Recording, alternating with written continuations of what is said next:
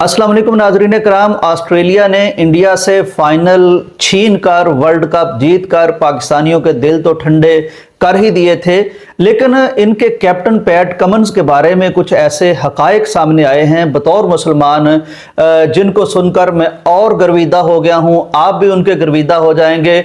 कई तरह की चीज़ें सामने आई हैं जो इस कैप्टन को गैर रवायती कैप्टन साबित करती हैं और एक बहुत अच्छा इंसान साबित करती हैं, अच्छा खिलाड़ी साबित करती हैं। मुझे ये पता चला हाल ही में जो स्टोरी सामने आई है, BBC जैसे आलमी नशरियाती इदारे ने ये स्टोरी ब्रेक की है कि जब ऑस्ट्रेलियन टीम ने टेस्ट चैंपियनशिप जीती तो उसके बाद टीम ने एक जश्न मनाने का इरादा किया।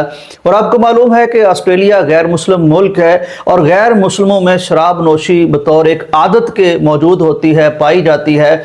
तो जब इन्होंने जश्न मनाने का इरादा किया तो इस टीम में एक मुसलमान खिलाड़ी थे उस्मान ख्वाजा को भी सलाम पेश करना चाहिए कि वो एक ऐसी टीम में, ऐसे मुल्क में होने के बावजूद अपने अतवार को, अपनी अक़दार को और बतौर मुसलमान अपनी जिम्मेदारी को हमेशा याद रखते हैं। उन्होंने माजरत की कि मैं आपके इस जश्न में शिरकत नहीं कर सकता। जब उन्हें पता चला पैट कमिंस कैप्टन को कि बतौर मुसलमान मजहबी तौर पर ये अपनी शराब नोशी से दूर होते हैं मुसलमान और इसलिए ये शिरकत नहीं करना चाहते, तो उन्होंने कहा कि हमारे जश्न में शराब नहीं आएगी। अंदाजा कीजिए कि इतने बड़े करैक्टर का आदमी जो एक मुसलमान की दिलजोई करते हुए अपने साथ उनको शामिल करते हुए अपनी उस तकरीब में से, उस जश्न में से शराब को मिन्हा कर देता है। एक तरफ पैट कमिंस की बात है जिनके बारे में कहा जाता है कि वो हमेशा अपने साथियों की वकालत करते हैं, मैच हार जाएं तो अपने जिम्मे लेते हैं, कभी चीखते चिल्लाते नहीं हैं और हमेशा मुहज़्ज़ब अंदाज में मुस्कुराते रहते हैं, कूल रहते हैं। इनके कुछ जुमले तो बड़े मशहूर हुए। इन्होंने कहा था कि मैं इंडिया के क्राउड को 1,35,000 के क्राउड को मैं चुप कराऊंगा और इन्होंने वर्ल्ड कप उनके हाथों से छीन कर साबित कर दिया कि मैं बात का कितना पक्का हूं।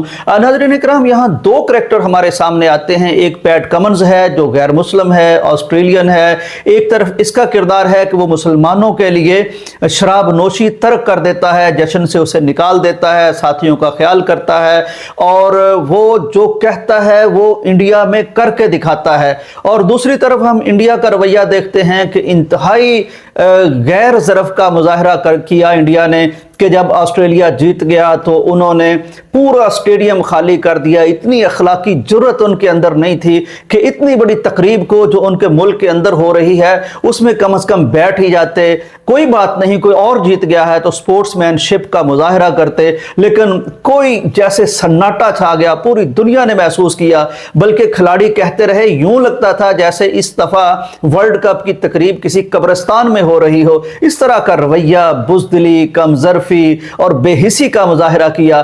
फिर आप मोदी साहब को देखिए कि इतनी बड़े मुल्क जो आबादी के लिहाज से अब दुनिया का सबसे बड़ा मुल्क बन चुका है इंडिया, तो उसे बड़ेपन का मुजाहिरा भी करना चाहिए।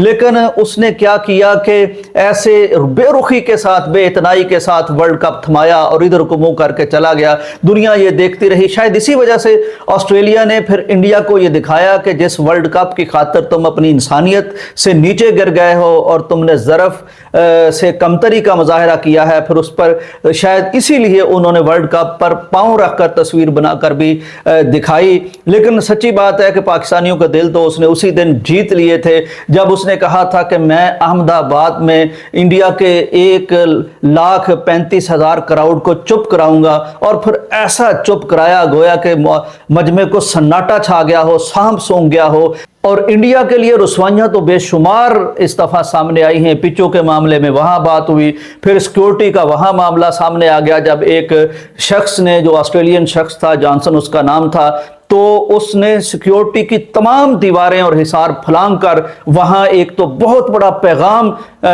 फ़लस्तीन के हक़ में पहुँचाया, दूसरा ये बता दिया कि इंडिया की सिक्योरिटी का क्या हाल है। यानी बेशुमार रसवाइयाँ इस दफ़ा इंडिया का मुकद्दर बनी हैं। हम तो दुआ करते हैं कि अल्लाह ताला इन्हें जितना बड़ा मुल्क है उतना ज़रफ़ भी अता करे। इजाज़त दीजिए, अल्लाह हाफ़िज़।